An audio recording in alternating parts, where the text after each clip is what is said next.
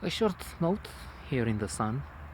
It's only March 21st, I think, and it's already like summer.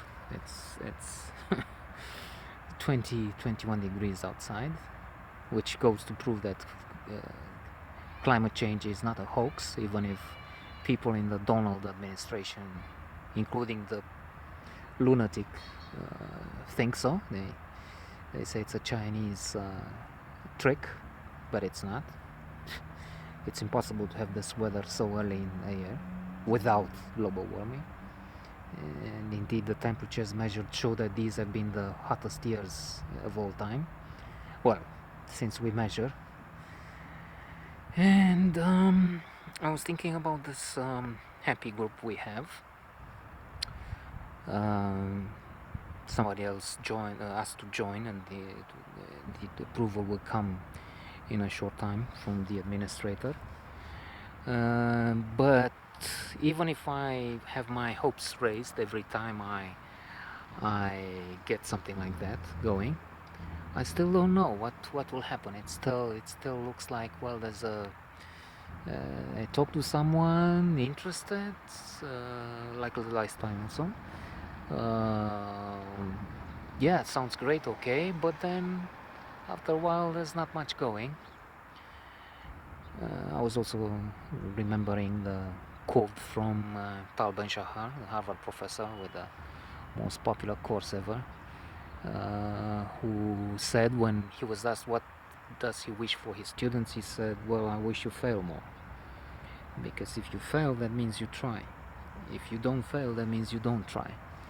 So that's something I can congratulate myself on and have my self-esteem raised to the sky. No, that's again the Donald for that. That's not self-esteem, that's narcissism and sickness. But I can say that I keep trying. I keep failing and I never learn. I mean, to abandon the fight, because it's also true that being positive, it's not just knocking your head against the wall and thinking you will demolish it or something. But it's also self-evident, philosophically self-evident, as one of the catchphrases in The Sense of an Ending by Julian Barnes is. This is one of the catchphrases, philosophically self-evident, that even if I just have this thing now, I mean, it's somebody who says, oh, okay, interesting, let's have a look, and then there's nothing until the next time, who knows, in a few weeks' time, maybe a few months, it's still worth it, because referring to the same wise man, Tal Ben Shahar, the most selfish thing you can do is to do good because it comes back. Or supposedly the Dalai Lama said, I don't know if this one or a previous Dalai Lama, um, if you have compassion, empathy, it all comes back to you. If you have this feeling and you sort of give it away, it doesn't matter what happens. It does matter, but notwithstanding what happens with this, let's say, gift or feeling you have, it's still coming back, and he said 100%. I retain that. It might get across, and they use 1% today and then forget about it with this group, for instance, but then still it will end up by just improving my life satisfaction, my well-being, because I'm trying. It's a proof that I'm trying, and who knows, eventually paying it forward, because that's also it's the idea from that film with Kevin Spacey, pay it forward. Paying it forward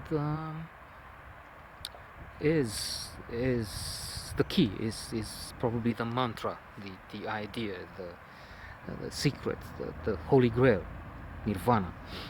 Well, nirvana is when you, I was reading about it recently, first of all, when your mind is blown away, and then second of all, when all the desires of this world are extinguished like a candle.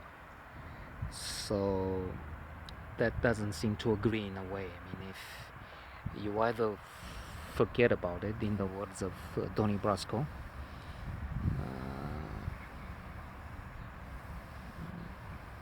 A gangster movie, and in which the FBI agent infiltrated comes back to his colleagues, and he talks about the language, the vocabulary used by the wise guys, the good fellas, and forget about it is for anything. Good, bad, wonderful car, forget about it.